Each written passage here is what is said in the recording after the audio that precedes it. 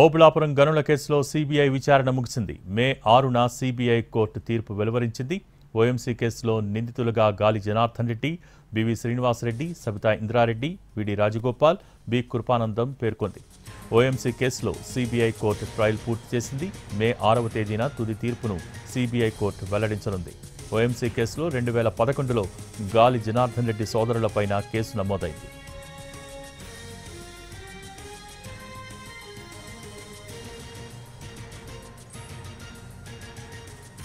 ఓబుళాపురం గనుల కేసులో సీబీఐ విచారణ ముగిసింది. మే 6న సీబీఐ కోర్టు తీర్పు వెలువరించనుంది. ఇక దీనికి సంబంధించి పూర్తి సమాచారం మా ప్రతినిధి శర్మ అందిస్తారు. శర్మ, ఓబుళాపురం మైనింగ్ కేసులో ఇప్పుడు సిబిఐ కోర్టు ఏం చెప్పబోతోంది?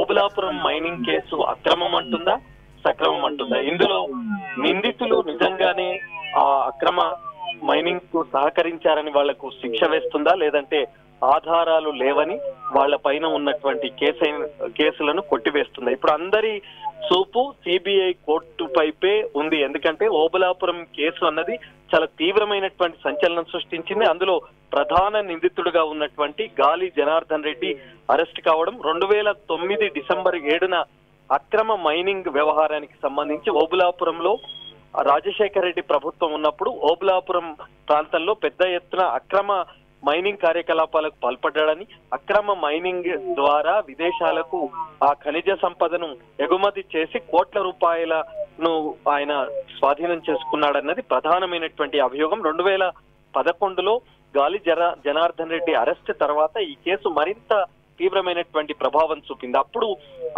రాజశేఖర రెడ్డి ప్రభుత్వంలో ఉన్నటువంటి మంత్రి సబితా ఇంద్రారెడ్డి అప్పుడు గనుల శాఖ మంత్రిగా ఉన్నారు. ఆ తర్వాత అప్పుడున్నటువంటి సెక్రటరీ ఐఏఎస్ అధికారి శ్రీలక్ష్మి, ఇతర పరిశ్రమల శాఖ డైరెక్టర్, అలాగే చాలా మంది ఓఎంసీ డైరెక్టర్ గా ఉన్నటువంటి శ్రీనివాసరెడ్డి కావచ్చు, పరిశ్రమల శాఖకు సంబంధించినటువంటి వ్యక్తులు కావచ్చు, దాదాపు మొత్తం 9 మంది నిందితులు. ఇందులో ఓబుళాపురం మైనింగ్ కంపెనీ సంస్థ మినహాయిస్తే మొత్తం 8 మంది వ్యక్తులు. 8 మంది వ్యక్తులలో లింగారెడ్డి అనే వ్యక్తి చనిపోయారు.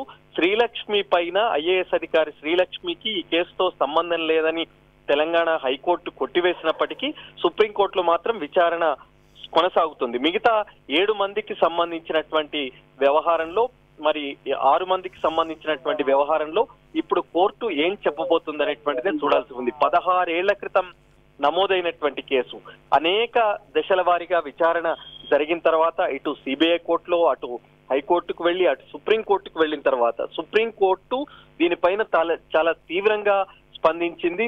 త్వరగా ఈ కేసు విచారణను పూర్తి చేయాలి, ఈ కేసు విచారణను పూర్తి చేసి తీర్పు అన్నది వెల్లడించాలన్న సుప్రీంకోర్టు ఆదేశంతోనే గత సంవత్సరం నుంచి కూడా ఈ కేసు విచారణ అన్నది త్వరితగతన రోజువారీ ట్రయల్స్ తో కొనసాగుతూ వచ్చింది. 219 మంది సాక్షులను విచారించారు. 3335 డాక్యుమెంట్లను కోర్టుకు సమర్పించారు. 2011లో ఛార్జ్షీట్ దాఖలైన తర్వాత సప్లిమెంటరీ ఛార్జ్షీట్ లో కూడా ఈ 9 మందికి సంబంధించిన వ్యవహారాన్ని అంతా కూడా అందులో పొందుపరిచింది. మరి వాదనలు పూర్తయ్యాయి కాబట్టి మే 6న దీనికి సంబంధించిన తుది తీర్పు వెల్లడించబోతుంది. కాబట్టి అంత ఉత్కంఠ అనేది కొనసాగుతోంది.